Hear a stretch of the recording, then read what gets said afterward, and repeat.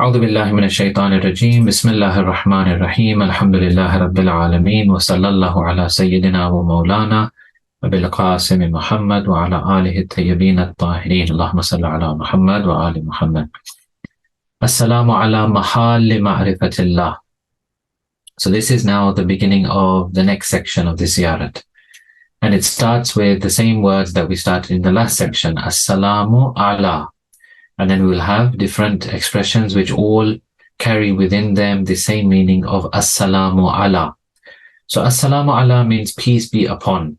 And then we have, for example, today, Mahalli Ma. Mahal is the plural of mahal, from the root word halla, which means to open. Why? Because when a traveler packs his bag, when he travels, he packs his bag, but when he reaches his destination, he opens the bag. And halla, therefore, has been used for nazala, which means to dismount, to alight, to come down, to settle in a place. Therefore, mahal, which is the singular, is the place where people dismount, and hence it means the place where people or things dismount and settle. Ma'rifat comes from the root arafa, which means to gain information about something and knowledge about its particulars. So what is the difference between ma'rifat and ilm then? Because ilm is also knowledge. Well, usually ilm is used when something comes to mind through the senses. But when we talk about Allah, because Allah cannot be sensed or He cannot even come to mind, we therefore use ma'rifat of Allah rather than ilm of Allah. We say araftullah rather than alimtullah, or I have gained knowledge of Allah. We say ma'rifat, I have gained recognition or cognizance of Allah. So ma'rifat is also to distinguish one thing from other things. And we can distinguish Allah from other than Him, and hence we use ma'rifat for these reasons. So what does it mean that we have ma'rifat of Allah? Well, true ma'rifat of Allah as He truly is absolutely not possible for anyone other than Him. The angels don't have this knowledge or this ability to understand or recognize Him as He truly is. The prophets don't have this ability to recognize and understand Him as He truly is. Hence Rasulullah says, the Holy Prophet says, Ma arafnaka haqqa ma'rifatik. We have not known you according to the right of the way you should be known. We don't have that ability. No one has. Only Allah Himself knows Himself fully and properly to the depth of what He is. No one else has this. Neither any of the Imams have this. Only Allah has this. Amirul Mu'mineen therefore says in Nahjul Balagha, الَّذِي لَا يُدْرِكُهُ بُعْدُ الْهِمَمْ وَلَا يَنَالُهُ غَوْصُ الْفِتَنِ. He is whom the height of intellectual courage cannot appreciate, and the divings of understanding cannot reach him. How then do we know Allah? Well, we can only know Him through His names and attributes to our own limited ability.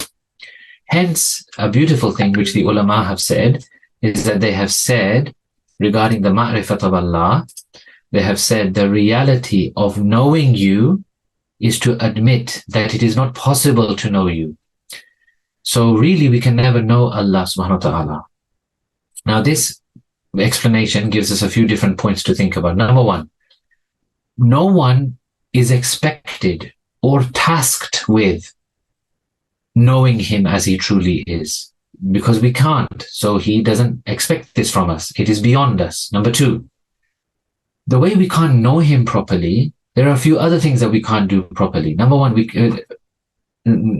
two, we cannot thank Him as He truly deserves to be thanked. Number three, we cannot praise Him as He truly deserves to be praised. Number four, Agha Jawadi gives a very good point here, which we need to bear in mind for the rest of this discussion. He says, to know Allah, to have cognizance of Allah through the heart is a higher level than knowing Him through the intellect and proofs. The special knowledge of the heart, when you compare it with the acquired knowledge of the brain, these two are not the same. So now let's come on to the ma'rifat that the Imams had of Allah subhanahu wa ta'ala. The amount of ma'rifat that is possible for a human being to have has countless levels. It is not that we all know Allah to the same level. No, There are different levels. There are countless levels of how much a person can know Allah. So the amount of ma'rifat has countless levels. The Imams have the utmost level of this ma'rifat. If you think about a ma'rifat being a mountain, they are at the top, the summit, the peak of this mountain. Everyone else is at a lower level of this mountain. No one else can match them in this, even though sometimes you'll see that the outward actions may actually look the same. For example, when we read in the Quran that the family of Janab Fatima, Ssalamu alayha, Amir al-Mu'mineen, Imam Hassan, Imam Hussein, they gave away the iftar for 3 consecutive days. Who joined them in this? Janab Fizza joined them in this. But can we say that her level is the same as theirs? No, even though outwardly sometimes you'll see they pray, other people pray. They prayed Salatul Layl, Namaz-e-Shab, other people pray Namaz-e-Shab. They prayed Quran, other people recite the Quran. But there's no comparison with Ahlulbayt alayhimus salam, because Rasulullah himself has said, I beg your pardon, Amirul Mu'mineen himself has said, Nahjul Balagha khutbah number 2, لا يقاس بآل محمد عليه السلام من هذه الأمة أحد. None in this Islamic nation can be taken and compared with the progeny of the Prophet. ولا يسوى بهم من جرت نعمتهم عليه أبدا. One who was under their obligation cannot be matched with them. هم أساس الدين. They are the foundation of religion. وعماد اليقين. And they are the pillar of certainty or belief. It is only Ahlul Bayt alayhimus salam who can say things like Amir al-Mu'mineen says when he was asked, وَقَدْ سَأَلَهُ ذِئْلِبْ الْيَمَانِ فَقَالْ, ذِئْلِبْ al-Yamani says to Amir al-Mu'mineen, هَلْ رَأَيْتَ رَبَّكَ يَا أَمِيرَ الْمُؤْمِنِينَ. Have you seen your Lord, O Amir al-Mu'mineen? Like the way you worship, the way you speak about him, the way you know him. I mean, have you seen him? Is this the thing? Amir al-Mu'mineen says, أَفَأَعْبُدُ مَا لَا أَرَى. Would I worship one whom I have not seen? It is only Amir al-Mu'mineen who can say this kind of thing. It's only Aimmah alayhimus salam who can say this kind of thing. It is only, for example, in khutbah, sermon number 192, where Amir al-Mu'mineen says regarding himself, أَرَى نُورَ الْوَحْيِ وَالرِّسَالَةِ, that I used to see and watch the divine revelation and message, وَأَشُمُّ رِيحَ النُّبُوَّةِ. I used to fragrance, I used to smell and breathe the scent of prophethood. وَلَقَدْ سَمِعْتُ رَنَّةَ الشَّيْطَانِ حِينَ نَزَلَ الْوَحْيِ. When the revelation descended upon the Prophet of God, I heard the moan of shaitan. I said, Ya Rasulallah, مَا هَذِهِ الرَّنَّةِ. O Prophet of God, what is this moaning? And he replied, هَذَا الشَّيْطَانِ قَدْ أَيِسَ مِنْ عِبَادَتِهِ. This is shaitan who has lost all hope of being worshipped. And then he says something very special. He says, O Ali, إِنَّكَ تَسْمَعُ مَا أَسْمَعُ. O Ali, you see all that I see. وَتَرَى مَا أَرَى. You hear all that I hear. You see all that I see. إِلَّا أَنْتَ لَسْتَ بِنَبِيٍّ. Except that you are not a prophet, but you are وَلَكِنَّكَ وَزِيرٌ. You are a vicegerent. وَإِنَّكَ لَعَلَى خَيْرٍ. And you are surely on the path of virtue. Yes, others, once they die and they pass away from this world, they cross over into Barzakh, they see the realm of Barzakh, they cross into Qiyamah, they see the realm of Qiyamah and the hereafter. Then they can say things like Rabbana absarna wa sami'na. This is Quran 32:12. O our Lord, we have seen and we have heard. Farji'na na'amal salihan inna muqinun. So send us back to the world. Now that we have this yaqeen and certainty of what there is after this world, now that we've seen the realities of Barzakh and hereafter, send us back, na'amal salihan. We will work righteously. We will do good deeds. For now, inna muqinun. We now have certainty. Others may say this, but Ali alayhi salam, in this world, in this life, in this dunya, he can say, Lo kushifa al-ghita'u mazdadtu yaqinan. If all the barriers and veils would be lifted from me, I would not increase in my certainty even a little bit. I am already on that path of certainty. I'm already certain as much as I can be. I'm already at that level. I don't even need to see Barzakh and hereafter. I see everything in this world. This is their ma'rifat. So what are the results of this kind of ma'rifat of Aimmah alayhimus salam? There are two results. One is at the level of knowledge. It is only they who can produce what we will call second to the Quran, i.e. Nahjul Balagha, the brother of the Quran, Akhul Quran, which has been described as above all the expressions of the created, but inferior only to the speech of the Creator. It is only these people who can, for example, produce things like Dua Kumail, Dua Sabah. It is only these people who can produce, for example, Imam Hussein's dua on the day of Arafah. It is only these people who can, for example, give us the du'as of Sahifa Sajjadiyya, which are full of the descriptions and the linkage with Allah subhanahu wa ta'ala and other great du'as. On the second level, at the level of action, once they have this kind of yaqeen, certainty, ma'rifat of Allah, it is then that they can put Allah first and foremost in everything. And actually, they think of everything else as nothing of value. If it is not godly and not linked to God, it is of nothing of value. He says, Amir al-Mu'mineen says in khutbah number 3, Dunyakum hadihi azhadu indi min aftati ans. May Allah bless the great personality and soul of Amir al-Mu'mineen when he says things like this. Only Ali can say things like this honestly. He says, you would have seen that in my view, this world of yours is no better than the sneeze of a goat, min aftati ans. He says again, Nahju Balagha, saying number 236, وقال عليه السلام, Wallahi la dunyakum hadihi ahwanu fi aini. By Allah, I swear, this world of yours is more lowly, in my view, min iraki khinzir, than the leftover bone of a pig, fi yadi majdhum, in the hand of a leper. Why? How is it possible that they get to this level? What is the linkage between all of these things? Well, this is very simple. Nahjul Balagha again, sermon number 193, the famous sermon of Hammam, Khutbatul Muttaqeen. He says, the Muttaqeen are those, عَظُمَ الْخَالِقُ فِي أَنفُسِهِمْ فَصَغُرَ مَا دُونَهُ فِي أَعْيُنِهِمْ. They have such a level of ma'rifat of God, the greatness of the Creator is seated in their heart. So everything else appears insignificant in their eyes. Subhanallah. Har ke az didar bar khurdar shod, in jahan dar chashme u murdar shod.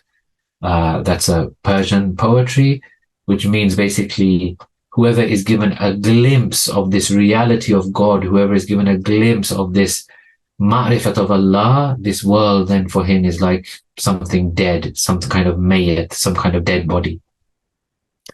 These kinds of declarations and sentiments are expressed by all the Imams. Of course, here we're just giving the references of Nahjul Balagha, but all the Imams have said similar things. And it is one of the products of their imamat. So now what does this all mean? Let's put it into 3 or 4 points. Number 1, they have gained the ma'rifat of Allah better and deeper than anyone else. Whatever that possible level of knowing Allah was and is, they have reached it. They have reached its maximum. Whatever that possible level for a creation of God to understand and know God is, they have reached the utmost of that level. Number 2, therefore, anyone who wants to gain the ma'rifat of Allah has to go and study under them and learn from them. There's no chance you can achieve a good level of ma'rifat of Allah without referring to Ahlulbayt alayhimus salam. Number 3, yes, everything is a manifestation of some attribute or attributes of Allah, but the Imams are the most complete and most perfect manifestation of the maximum amount of attributes of Allah. And they display these attributes of God in the most clear and perfect way. And hence they are the biggest signs of Allah. So if you know them, you know Allah. They are the signs towards Allah. You cannot reach Allah properly without going through them. Regarding this famous verse in the Quran, 746, Allah says, وَعَلَى الْأَعْرَافِ رِجَالٌ يَعْرِفُونَ كُلًّا بِسِيمَاهُمْ on the A'raf, on the elevated places in the hereafter, will be men who recognize everyone by their marks. What does this mean? Imam Ali alayhi salam himself has said, we are those. None can gain the recognition and cognizance of Allah except through our recognition and cognizance. Now here a question comes. This question is that, for example, we have other ahadith that man arafa nafsa faqad arafa rabbah. Whoever knows himself will know his Lord. We have, for example, people, they didn't come to God through Ahlulbayt. They came through, for example, reflecting on nature, reflecting on themselves, reflecting on what they see around them. We have some people who have come to Islam, have known God through the Quran. They didn't go to Ahlulbayt. They just one day heard the Quran. They reflected on the Quran. They read the Quran. Some people, for example, Imam Sadiq alayhi salam says to that person who says, what is your Lord? Who is this Lord that you have? Imam Sadiq alayhi salam says to him, you know, when you're on the ship in the sea and you bump into a storm and you feel scared and then your heart reaches out to a higher power, that is Allah. So there are many people like that. Maybe they've been in tricky situations and they've reached Allah. So why are you saying that only Ahlul Bayt? No, what we are saying is, yes, through these other methods and means, you can reach, but to a much lower extent. Not the high extent that we are saying that you can reach through the Ahlul Bayt, through the Aimmah alayhimus salam. So here, let me bring 3 ahadiths and then we finish. 3 hadiths. Number 1, the Holy Prophet sallallahu alayhi wa alihi wasallam has said, Ana wa Aliyun abawa hadhihi al-ummah. Me and Ali are the 2 fathers of this nation. Man arafana faqad arafa Allah. Whoever knows us will know Allah. وَمَنْ أَنْكَرَنَا, and whoever rejects us or disbelieves in us or fails to recognize us, مَنْ أَنْكَرَنَا فَقَدْ أَنْكَرَ اللَّهِ, has rejected and has disbelieved in Allah subhanahu wa ta'ala. Second, from Imam Sadiq alayhi salam, Al-Imamu alamun bayna Allahi azza wa jal wa bayna khalqih. Imam is that sign, that alam which we discussed previously, that sign between Allah and His creation. فَمَنْ عَرَفَهُ كَانَ مُؤْمِنًا. Whoever knows this Imam and the imamat of this Imam and understands this Imam, فَكَانَ مُؤْمِنًا, is a mu'min. وَمَنْ أَنْكَرَهُ, whoever refuses or denies or disbelieves or rejects the Imam, كَانَ كَافِرًا, then he is a kafir. Finally, Amir al-Mu'mineen, he says, ma'rifati bin nuraniya, someone who recognizes me and my spiritual position. Not that, oh, there was a man called Ali, son of Abu Talib, he lived in this place at this time. No, that is not the ma'rifat we're talking about. Someone who knows my spiritual special position. Ma'rif bin nuraniya, ma'rifati bin nuraniya, my recognition in my spiritual position, ma'rifatullah, is the recognition of Allah subhanahu wa ta'ala. Wa ma'rifatullah, and the same can be said on the other way around. The recognition and cognizance of Allah, ma'rifati bin nuraniya, is to know and recognize me at my spiritual position.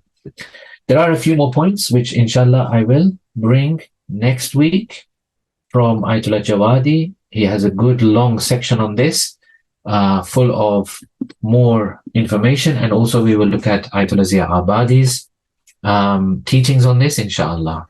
So that was our first discussion on this great line of Ziyarat Jamia, which is Ssalamu ala Mahalli Ma rifatillah. Inshallah, we'll continue next week. Wassalamu alaikum wa rahmatullahi wa barakatuh.